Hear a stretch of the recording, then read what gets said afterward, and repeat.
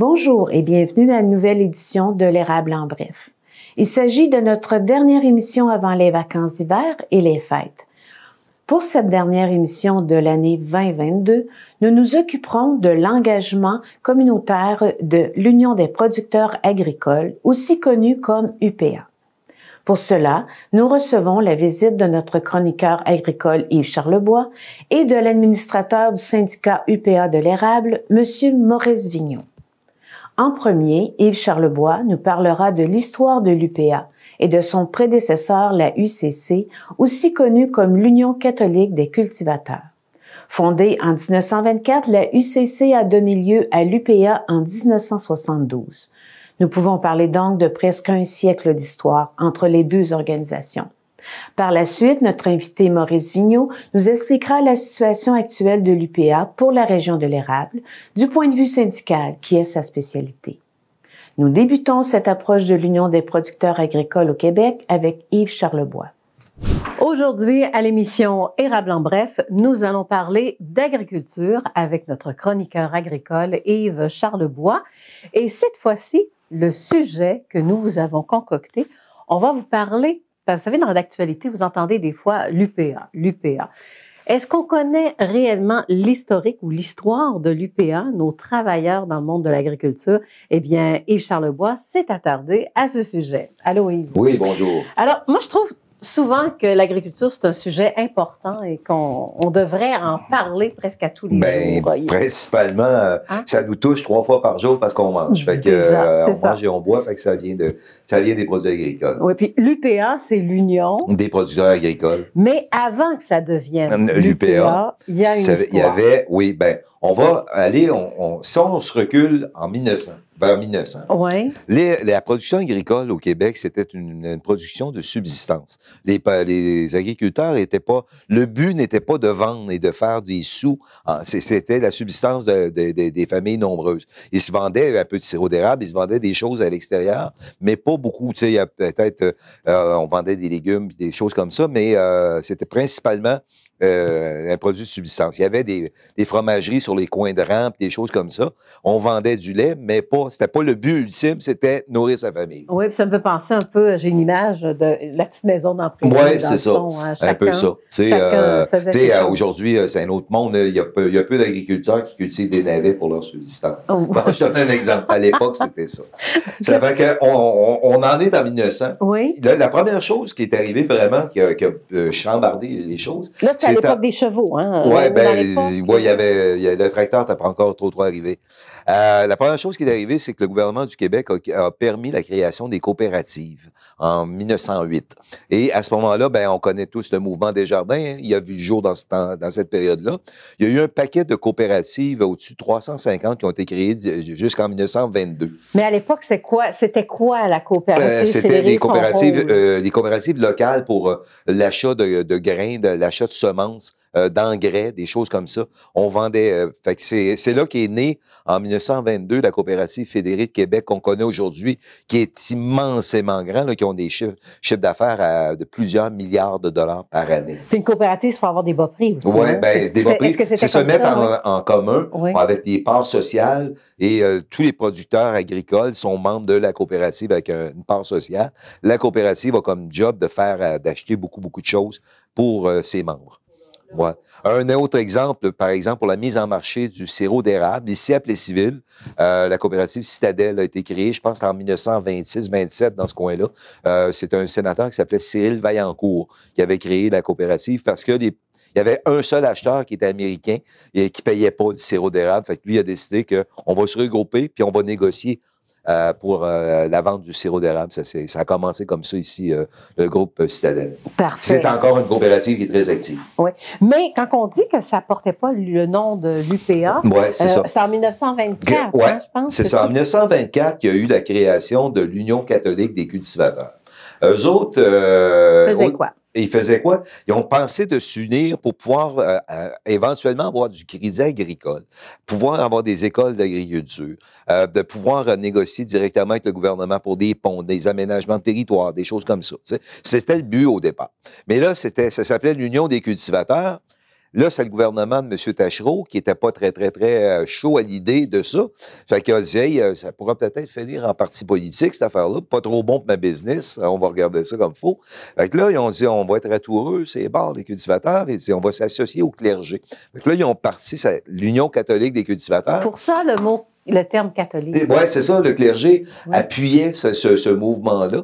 Puis là, il y avait des cercles paroissiaux de l'Union catholique. Dans chaque ville et village, il y avait des cercles paroissiaux de l'Union catholique des cultivateurs. Et c'est comme ça que ça a démarré. Donc, en 1924, l'Union, en ce qui concerne les agriculteurs, ça devenait une force. Oui, bien, c'est ça. On a commencé ça avec... Oui, c'est ça. L'Union catholique des cultivateurs a commencé. C'était beaucoup plus de l'idéologie que quelque chose de très concret. Mais avec le temps et à la force de mobilisation, bien, ils ont réussi, par exemple, à se créer un propre journal qui s'appelle La Terre de chez nous en 1927 ou 1929. La Terre de chez nous a vu le jour. C'était encarté dans le journal Le Devoir à l'époque. Oui, en 1929, c'est encarté dans le journal Le Devoir à l'époque. Puis après ça, c'est devenu un journal autonome qui existe encore avec un bon tirage et tout ça aujourd'hui. Fait que tu sais, les cultivateurs se sont donné un journal pour s'informer. Puis des agronomes écrivaient dans le journal, puis ils expliquaient qu'est-ce qu'il y avait de nouveau, puis et tout ça. Ça a commencé comme ça.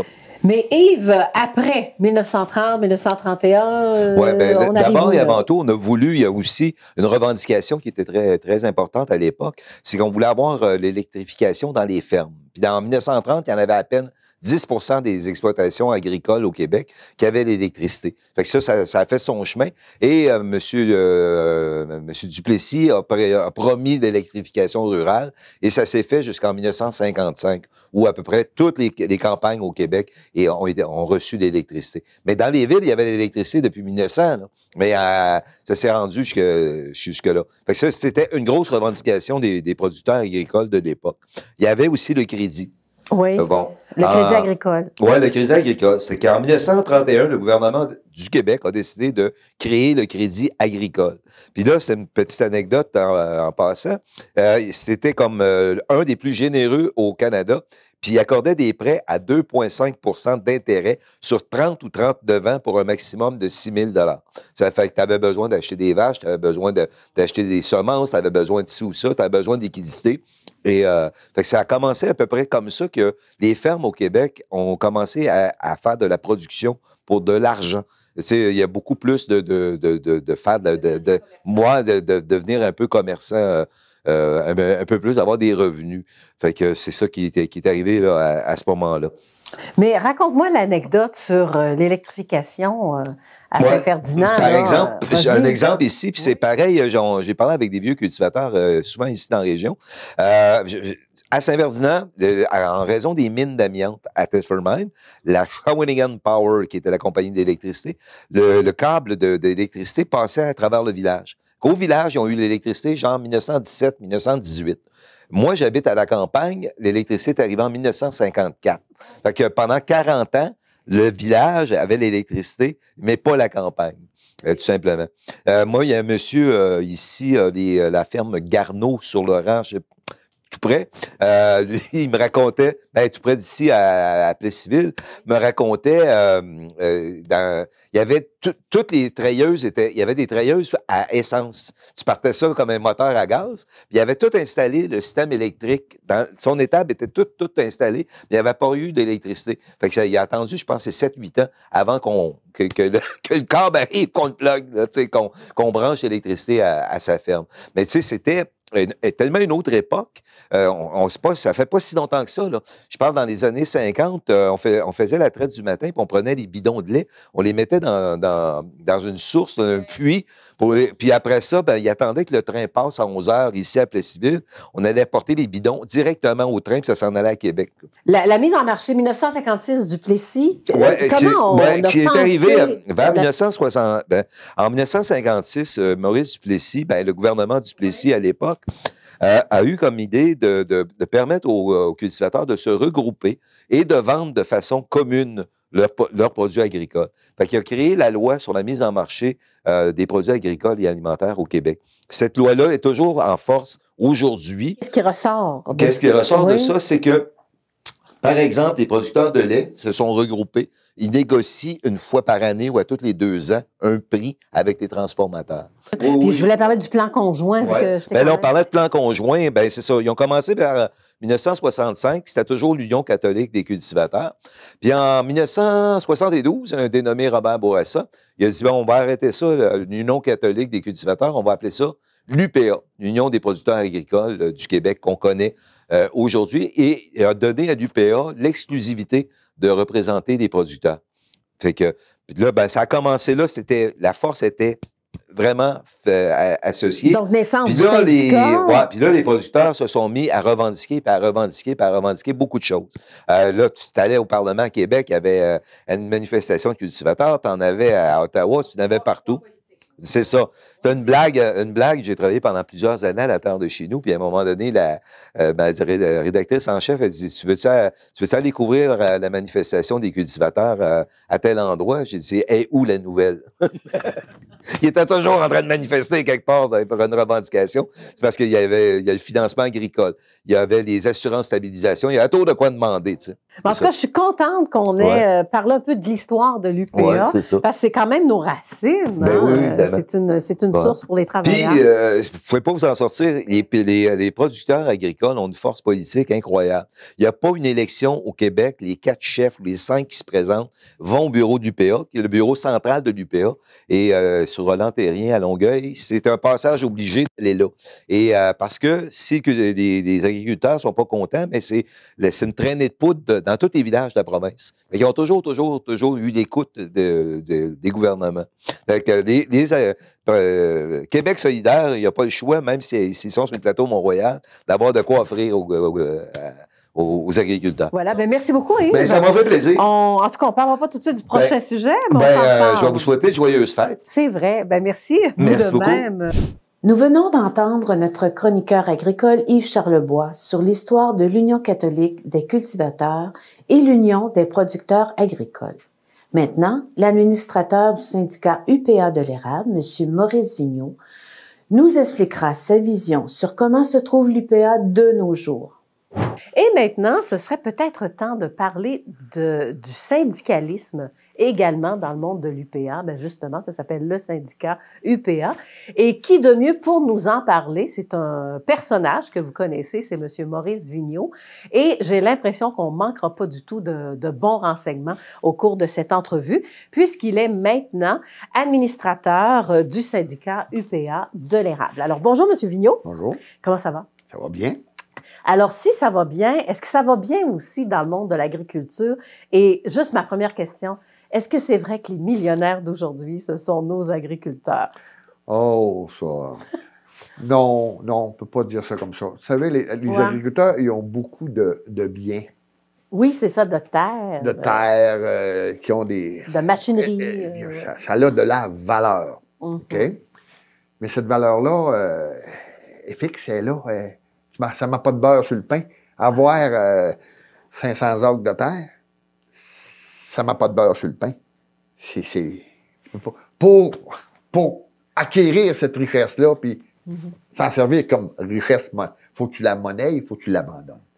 Il faut que tu la vendes à quelqu'un. Fait que les agriculteurs, c'est des gens qui, assez souvent, vivent correctement, mais on ne peut pas dire qu'ils sont millionnaires. C'est parce qu'ils ont beaucoup de possessions qui est une nécessité, parce que ça prend énormément de grande terre pour vivre de l'agriculture, mais ça ne fera pas des revenus extraordinaires. Mais parlez-moi un peu de votre parcours, Maurice Vigneault, là, avant qu'on arrive dans le syndicalisme. Dans le syndicalisme. Mon parcours. Je suis arrivé à Plessisville à l'âge de 3 ans. J'arrivais de l'Abitibi. Je ne suis pas descendu sous mon pouvoir. Mes parents ont descendu de l'Abitibi. J'avais 3 ans. Je reste à Plessisville depuis 61 ans. J'ai acquis la ferme de mes parents. On commençait à louer en 81, puis après ça, on a eu un processus. Après ça, je me suis associé avec un autre individu.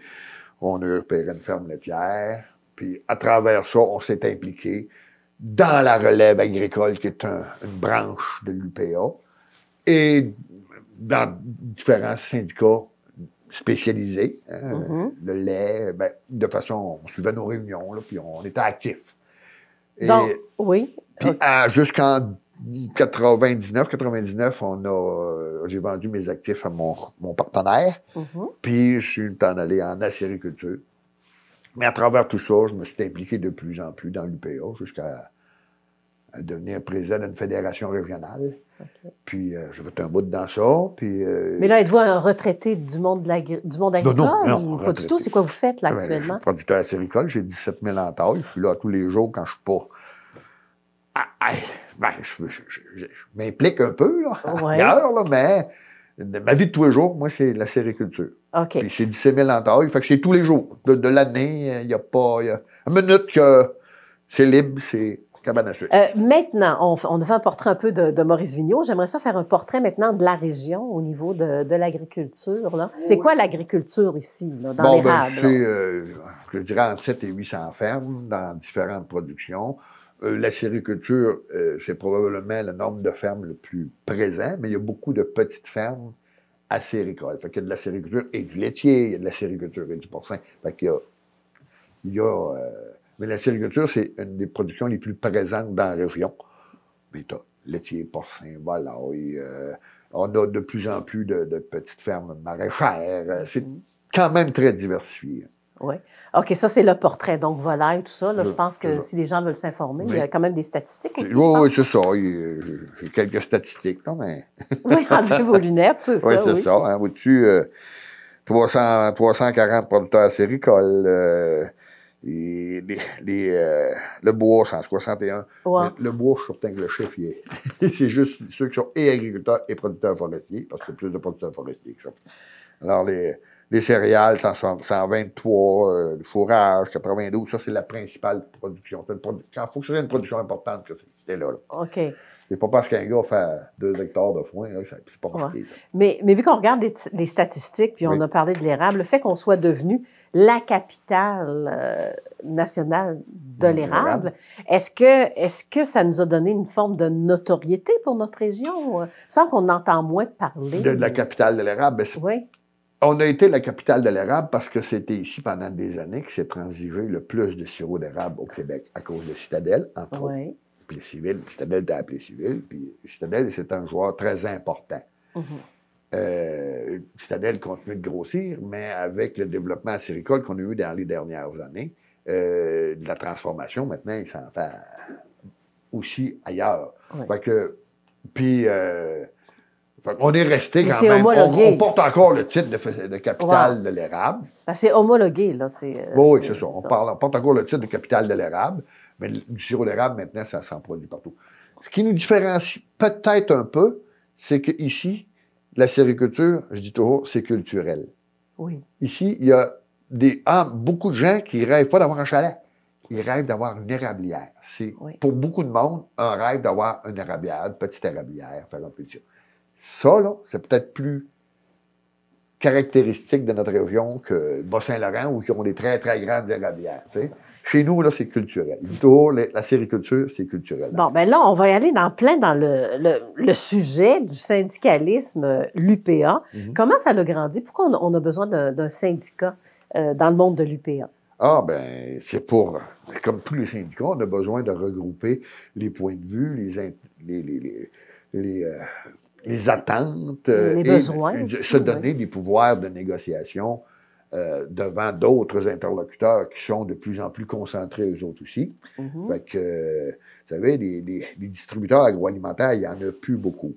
Fait que si on ne se donne pas une force, ils vont nous donner ce qu'ils veulent bien nous donner, puis on va se licher à la patte. Là, donc, c'est vraiment un regroupement, mais un regroupement, est-ce qu'il est fort? C'est ça, vous dites, ça nous donne une force? Oui. Bien là, présentement, l'Union des producteurs agricoles a là ce qu'on appelle le pouvoir d'accréditation unique, qui est encadré par la loi sur le syndicalisme agricole, qui a permis à l'association de cotiser tout le monde, comme un syndicat dans une usine.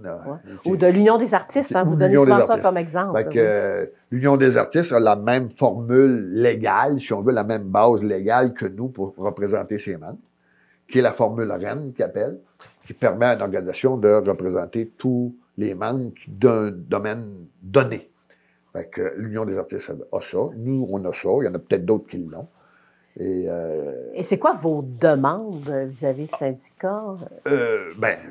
Des prix, de la représentation et des impératifs, je te dirais, qui sont pas juste économiques et immédiats. La protection du territoire agricole, la protection de la ressource, c'est extrêmement important pour nous autres.